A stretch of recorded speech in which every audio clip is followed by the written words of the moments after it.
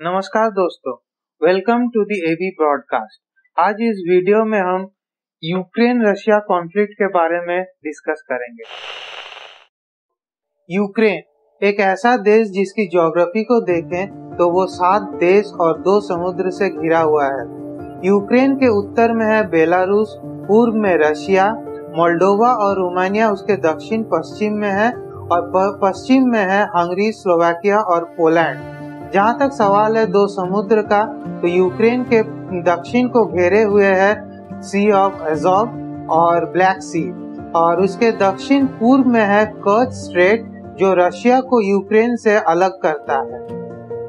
Poland, Lithuania, Russia और USSR द्वारा लगातार वर्चस्व की लंबी अवधि के बाद एक पूरी तरह से स्वतंत्र यूक्रेन केवल 20वीं शताब्दी के अंत में उभरा।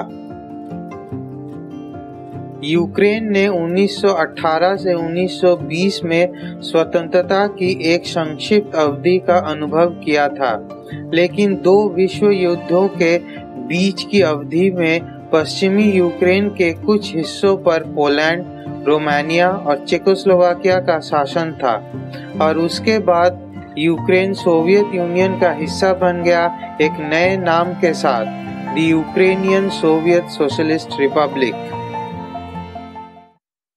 दिसंबर 1991 में यूएसएसआर के डिसोल्यूशन के साथ यूक्रेन को पूर्ण स्वतंत्रता प्राप्त हुई। मगर इस क्राइसिस का कारण क्या है? इसे समझने के लिए हमें यूक्रेन और रशिया के बीच के इतिहास को समझना होगा। तो चलिए इतिहास के पन्नों को पलटते हैं और इस क्राइसिस के जड़ तक पहुंचने की कोशिश करते हैं। आपने सुना ही होगा कि रशियन प्रेसिडेंट व्लादिमीर पुतिन ने हाल ही में घोषणा की थी कि रशियंस और यूक्रेनियंस एक ही है। मगर उन्होंने ऐसा क्यों कहा? इस सवाल के जवाब को समझने के लिए हमें 1000 साल पीछे चलना होगा। कीव, जो अब यूक्रेन की राजधानी है, वो 1000 साल पहले स्लाविक राज्य में स्थित कीवान रस का केंद्र स्थल हुआ करता था। कीवान रस, जिसे रशिया और यूक्रेन का जन्म स्थान कहा जाता है, 980 एडी से लेकर 1015 एडी तक कीवान रस पर द ग्रेट प्रिंस वोलोदिमीर का शासन रहा। वोलोदिमीर एक यूक्रेनियन नाम जिसे रशियन में व्लादिमीर कहा जाता है। जैसा कि इंग्लिश में कहते हैं कि as fate would have it, आज यही 2 नाम रशिया और यूक्रेन के प्रेसिडेंट का है। अगले 10 शताब्दियों में यूक्रेन को बार बार प्रतिस्पर्धी शक्तियों द्वारा कब्जा किया गया और बांटा गया। पूर्व से मंगोल योद्धाओं ने 13वीं शताब्दी में कीवान रस पर विजय प्राप्त की। फिर 16वीं शताब्दी में पोलिश और लिथुआनियाई सेनाओं ने पश्चिम से आक्रमण किया और 1569 में कीव शहर पोलिश लिथुआनियाई राष्ट्रमंडल का हिस्सा बन गया। दोस्तों, यहाँ ये जानना जरूरी है कि पोलिश लिथुआनियाई राष्ट्रमंडल क्या है और कीव इस राष्ट्रमंडल का हिस्सा कैसे बना। पोलिश लिथुआनियाई राष्ट्रमंडल उस समय यूरोप के 2 प्रमुख शक्तियों के बीच का बफर राज्य था, और वो 2 प्रमुख शक्तियां थीं द किंगडम ऑफ स्वीडन और द सार्डम ऑफ रशिया। ये राष्ट्रमंडल 2 राज्यों का एक संघ था, द किंगडम ऑफ पोलैंड और the grand duchy of Lithuania.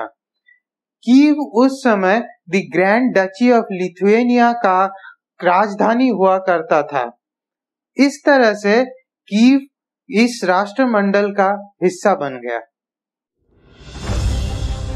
17वीं शताब्दी में पोलिश लिथुएनियन कॉमनवेल्थ और सार्डम ऑफ रशिया के बीच युद्ध हुआ और नाइपर नदी के पूर्व की भूमि रशिया के शाही नियंत्रण में आ गया। पूर्व को लेफ्ट बैंक यूक्रेन के रूप में जाना जाने लगा और नाइपर नदी के पश्चिमी भूमि को राइट बैंक कहा जाने लगा, जो पोलैंड के शासन में रहा।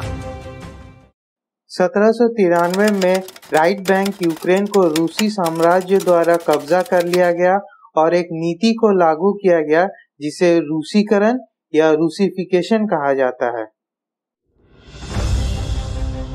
रूसीकरण या रूसीफिकेशन के रूप में जानी जाने वाली नीति ने यूक्रेनी भाषा के उपयोग और अध्ययन पर प्रतिबंध लगा दिया और लोगों पर रूसी रूढ़िवादी विश्वास में परिवर्तित होने का दबाव डाला गया।